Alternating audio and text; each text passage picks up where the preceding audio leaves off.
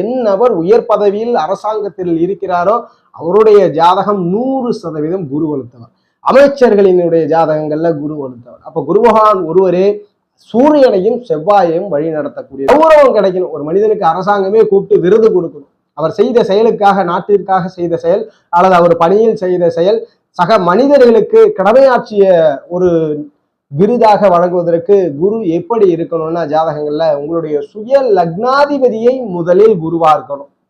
யாருடைய ஜாதகங்கள் எல்லாம் லக்னாதிபதியை குருவா இருக்கிறார் அல்லது ஏதேனும் ஒரு வகையில சுப நிலையில் அந்த கிரகம் இருந்து லக்னாதிபதி இருந்து அவர் என்ன சேவை செய்கிறார், 6, 10ஆம் இடங்கள் தான். 2 விஷயம்தான். தான் செய்யக்கூடிய ஜீவனம், தான் செய்யக்கூடிய ருணரோகம், இதன் அடிப்படையில 6, 10ஆம் இடங்களோடு குரு பகவான் வலுத்து தொடர்பு கொண்டு லக்னம் சிறக்குமாயின் அந்த மனிதருக்கு உயர்நிலை வெற்றிகள் கிடைக்கும், உயர்நிலை விருதுகள், அரசு கௌரவ விருதுகள் கிடைக்கும்.